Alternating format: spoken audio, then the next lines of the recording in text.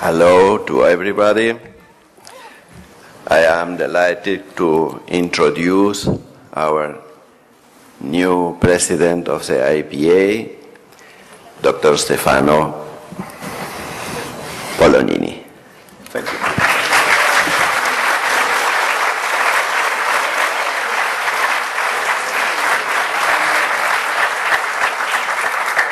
I thank Juan Carlos Weissman, the treasurer of the IPA, and also I want to thank all those who were engaged in panels and who interrupted their work. They will continue after this presentation, but thank you for being here.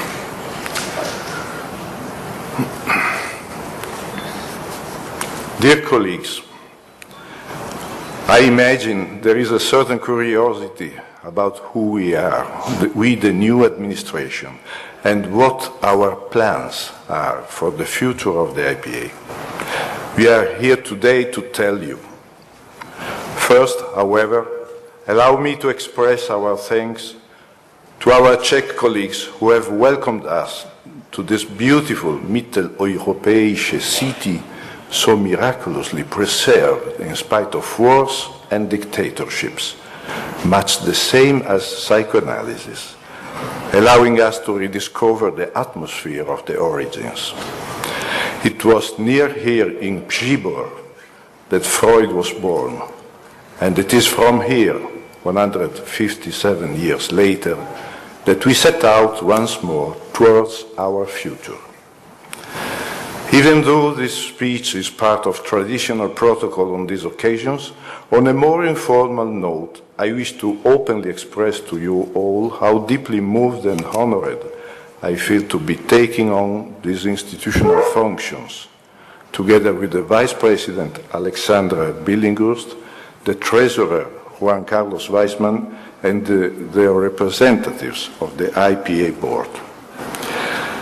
I express our shared gratitude for the trust you have placed in us and our desire to work with the utmost commitment to develop psychoanalysis and the IPA, this great association that has united us for over a century from so many points of view: historical, scientific, educational, professional, organizational, and identitary.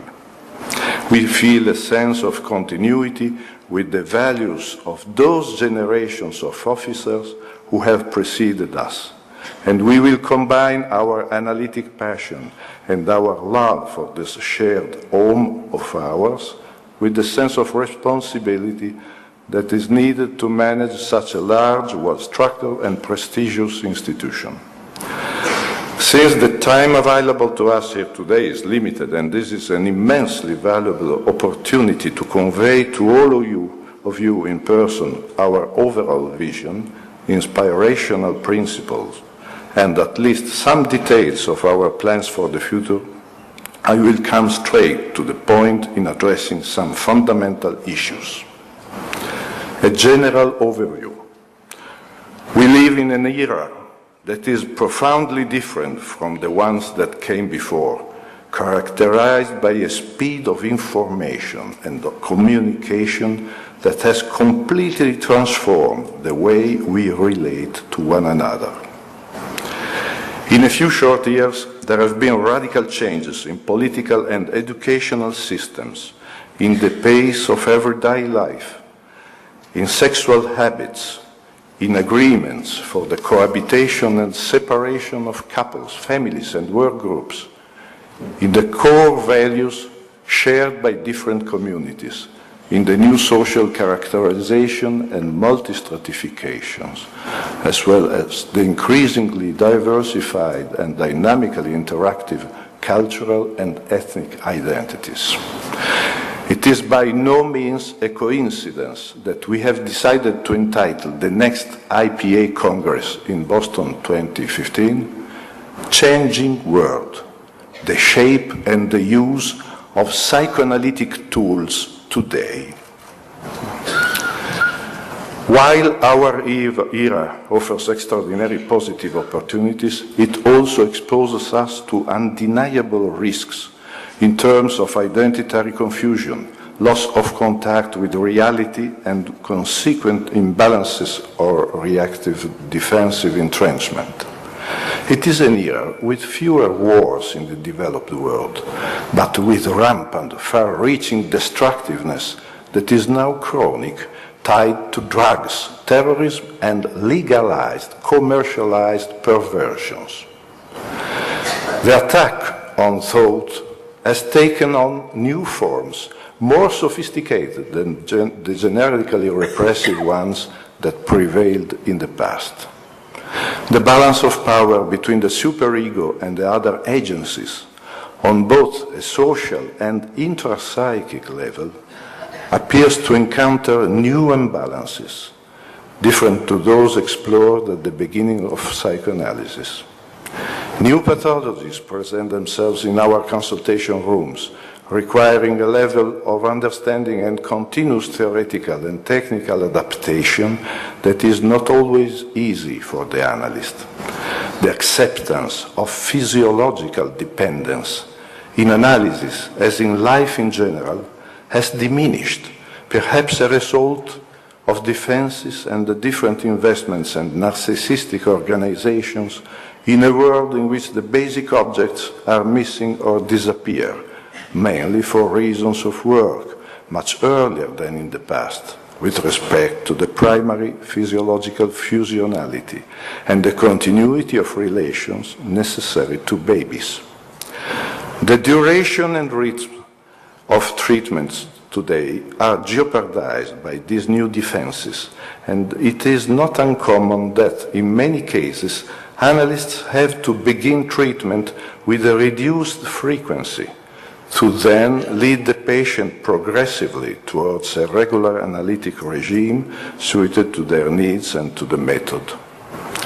The experiences of omnipotence fostered by the virtual sphere and the ease of remote communication open up new possibilities, but they also raise new methodological interrogatives for psychoanalysts who are faced with a request for treatment over the phone or Skype, the credibility and limitations of which are now the subject of heated theoretical clinical debate. Recognition of the validity of psychoanalysis is challenged in the ministerial decisions of many countries.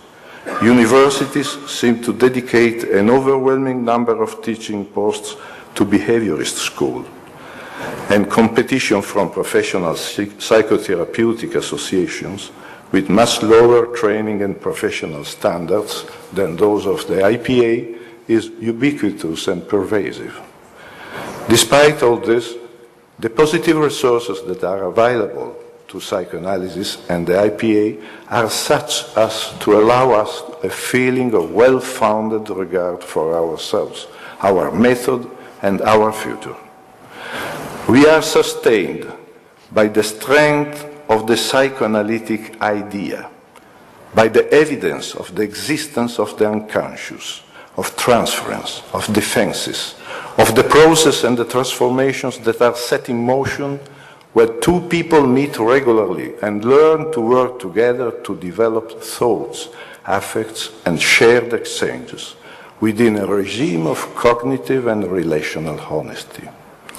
We are sustained by the strength of experience, which for each one of us has its roots in a personal analytic story that more often than not has changed our lives. Yes, psychoanalysis has changed our lives as human beings, and this is something far too intense to be forgotten or denied or lost.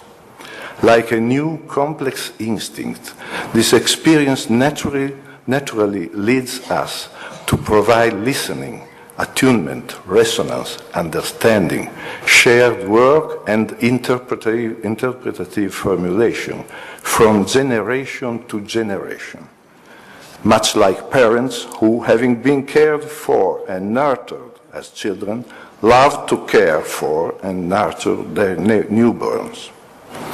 We are sustained by a tremendous wealth of research and theoretical and clinical knowledge passed down for over a century now. Some oft-repeated citations in our papers which refer to the thinking of a certain genius born not far from here in 1856, do not help us so much to climb the ranks of the impact factors, but they reward us with a compact factor effect that unites our scientific community, like a single trunk that supports the foliage of a flourishing and many-branched tree, yet one that is sure of its origin and its solid roots. We are sustained by the international nature of our organization, one that is unique in ensuring extraordinary opportunities in terms of contacts, debate, and continuous collaboration for analysts across all the continents.